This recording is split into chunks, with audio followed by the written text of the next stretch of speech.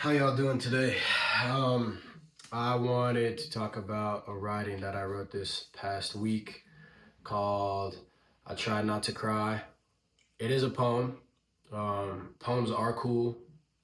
All right. Cool people write poems. Um, I can't think of any cool people that write poems right now, but there are some out there. Beside the point, um, yeah, it's called I Try Not to Cry. And I was raised in a way to be tough. I wasn't necessarily raised not to cry. My parents never told me not to cry. I just think the people I looked up to in my life, like my parents, like my older brother, like my grandparents, like my uncles and aunts, and all the powerful people in my life, friends, um, a lot of them never cried. And I think subliminally that told me that I shouldn't cry either. And obviously, being a man, I don't think I think it is society kind of frowns upon men crying. And I think it's a fine line between being tough and being in tune with yourself. Um, my mom always says, feel your feelings. She always tells me that on the phone. Even when I tell her I'm doing fine, she's like, are you sure you're doing fine? I'm like, yeah, mom, I'm doing fine. She's just looking out for me. But I do agree with that. I do believe that people do need to feel their feelings. And I believe that is very unhealthy and it leads to long-term mental health issues when you suppress your feelings. So in other words, if I'm sad, it's okay to be sad. If I'm happy, it's okay to be happy. If I'm sad, I shouldn't try to act happy. If I'm happy, I shouldn't act sad. That'd be weird if you did, but you get the point. Um, and I know I kind of came to the realization on, well, I guess in high school, I remember that me and my friends all the time would be like, yo, when was the last time you cried? And I'd be like, man, it's been like 15 years. And I was like 14 at the time. I was like, I don't cry. I just don't. My other friend was like, yeah, it's been like 20 for me. I don't cry either. And I was like, bro, you're hard as fuck, man. We don't cry, you know? We'd like dap each other up. Be like five of us, just like, yep, don't cry. We'll never cry. And then we get drunk the next week and one's like crying over their girlfriend, but we don't talk about that. Beside the point. But I just remember, I don't know, growing up and just being like, I don't know, be frowned upon. It'd be like the manly thing to do would be not to cry. Don't be sad. Don't talk about your emotions. Don't show your emotions. Roll with the punches of life. Which it's a hard line to walk. It's a hard balance to balance.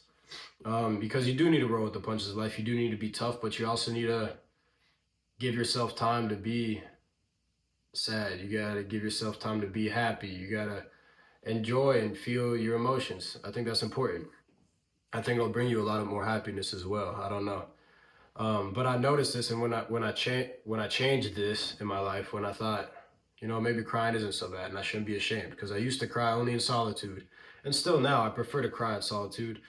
And most people in my life have never, almost all people in my life have never seen me cry, which I kind of like to keep it that way, because I don't want to be like balling in the McDonald's down the street, because I'm gonna be like, what's this dude doing? I'm just trying to eat my McDouble. This dude's crying on his fries, making a scene. So I still prefer to cry in solitude, and just like I prefer to, I don't know, celebrate my biggest celebrations in solitude until I feel I'm grounded enough to share those other emotions with my friends, my family, the people that I feel comfortable sharing them with. And when this changed in my life, is when I saw, I guess, the most manly men in my life. I noticed that all of them cry. My grandpa cried when his daughter, my mom, got an award. And my uncle cried when he talked about how important sharing our family's accomplishments are with each other, and how he wants us all to be together. And these were tears. These weren't tears of sadness. They were tears of joy. And I thought, once I let go of the concept of not allowing myself to cry, I found myself crying tears of joy so much more often, which was really cool. Like Lion King, fuck, I'm gonna cry. Those aren't tears of joy. That shit's sad.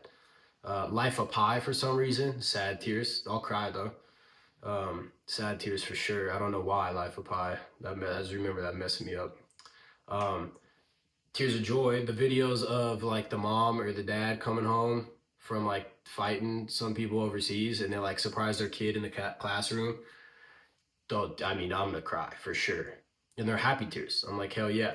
Or if you ever watched like America's Got Talent or Britain's Got Talent or Bangladesh's Got Talent, whatever you prefer, they smack the golden buzzer and golden confetti comes down after a banging performance. I'm crying tears of joy. And I'm gonna feel good about that.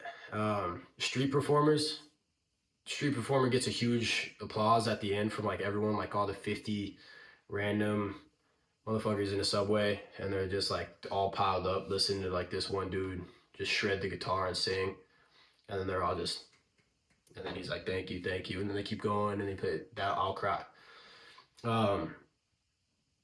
So yeah, I guess moral of the story is that when I allow myself to cry more, I found myself crying tears of joy instead of tears of sadness. And when I do feel like I need to cry tears of sadness, I don't feel like I need to suck them back in. I feel like I can let them out. And I feel confident in that. And I feel like no one else is going to see me as less tough because of that, because I know who I am, and I know I am tough if I want to be. Yeah, that's it. Appreciate it. Much love.